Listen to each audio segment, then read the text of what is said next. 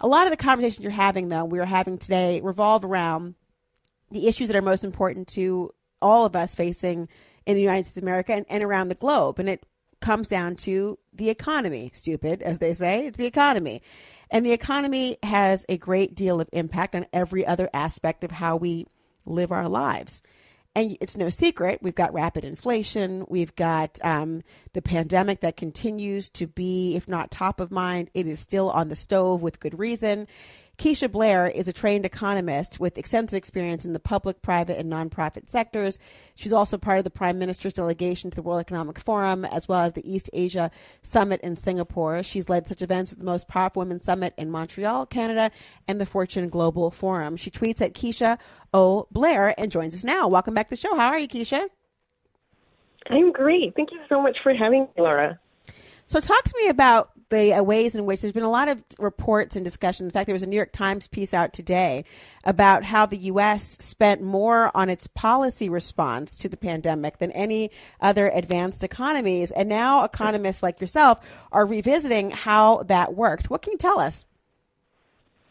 Yeah, absolutely. So, yes, you're right. And that New York Times piece today is interesting because it outlines how, the U.S. has spent more than any other advanced nation. I think it was $5 trillion quoted in the article. And there are a number of, reasons for that. I mean, if we look back to even spring of 2020, if we look back to March, that was the largest, the most dramatic drop we've seen in terms of economic crashes. So, in just 4 days, the Dow Jones plunged 6,400 points.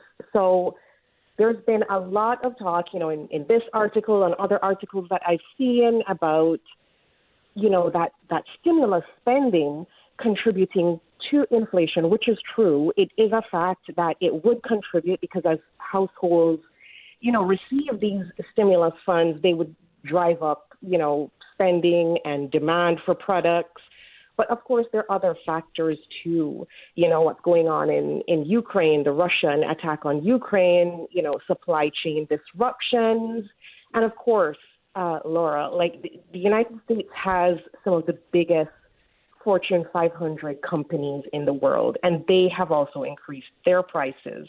And a lot of that is being passed on to consumers as well. So there are a wide range of factors there that, are kind of converging to create this situation. One of the things that's interesting about that, and you're right, the idea of the consumer prices, obviously it's not consumer driven because consumers don't want to pay these prices as you can imagine. And yet one of the things that there's research from the Federal Reserve Bank of San Francisco attributing about half of the nation's 2021 annual price increase to the government's spending response. And obviously it's an imprecise number, but it's curious as to how that leads to evaluating America's inflation and our response. I mean, so has the government essentially forced this issue by trying to engage in ambitious spending in reaction to the pandemic? Was this before the pandemic? How do we judge this? Yeah, and I know, I've seen so many different estimations too about how much it has contributed to inflation. And so definitely I think, economists all agree that we definitely needed some spending. And what we've seen, in the past, Laura, especially with the 2009 global recession, that recovery took long. It was a long and hard slog. It took about a decade if we look back as economists. And what is frightening for me, especially for vulnerable communities, is that it took longer for them. So I think the rationale with some of this is, well, let's speed up, and we've seen it, right? There's growth, and the labor market seems stronger, and I think the idea was to speed up that so we don't have that long, drawn-out recovery as we've had in the past. We have vulnerable groups, we know the impacts on COVID on Black communities especially. It was a deep and really, really hard crisis for some communities, and I think when we look at the effects on poverty rates, and we look at those vulnerable communities, and then you start to see why that was kind of the rationale for that kind of spending to allow some groups to at least be able to weather that part of the storm and get them to be more resilient. And the economy suffered major shocks. I mean, we had COVID-19, we had supply chain shocks. Now we're having a war shock. So there's a number of pressures at play when you think about it. But I think the benefits of having that faster recovery is what was top of mind then. Now we just want to be at a place where we're not getting into an era of like a high inflation, rate. And I think that's where economists are kind of worried that we're heading into that era of like a lost decade. In my book, Holistic Wealth, I spoke about the period between 2000 and 2009 being like a lost decade.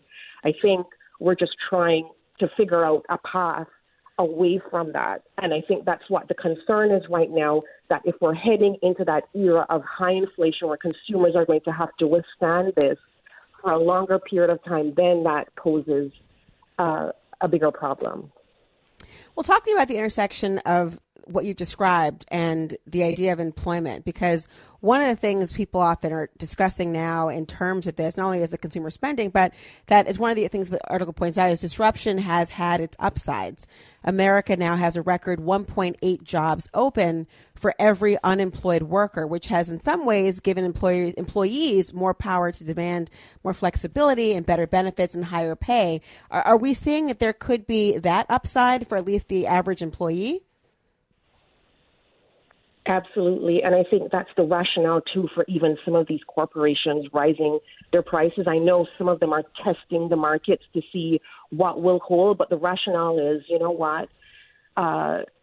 employees are going to experience rising wages because of what's going on, because of this tight labor market, because of the demand for workers. And that's what we're seeing in the economy. I think, as you said, Laura, there are some benefits because we're seeing an economy where employees are more empowered. We're seeing them make the choices they want to make. They can, bargain for more flexibility at work if, you're a mom with 3 kids. And so workers have more, leverage in terms of negotiating kind of the salary package, how they want to work, when they want to work, which is a good thing. So there are definitely ups and downs. And of course, as we talk about things like the Great Resignation wave and people, taking advantage of the passion economy, which is now worth over, like $80 billion. It's really looking like we're starting to reimagine. And this is giving us a whole host of reasons to reimagine what we want our post-pandemic lives to look like and how we want that to be shaped in terms of the patterns that we're seeing now. And I know workers are also contemplating that on their end. We went into this pandemic kind of, in an unsustainable way. And it's how do we get out of this in a more sustainable way that's more holistically wealthy for all of us and for our communities, and looking forward to what that job market will look like as a part of that. Keisha Blair, thank you for your time. I appreciate it. Thank you so much for having me, Laura.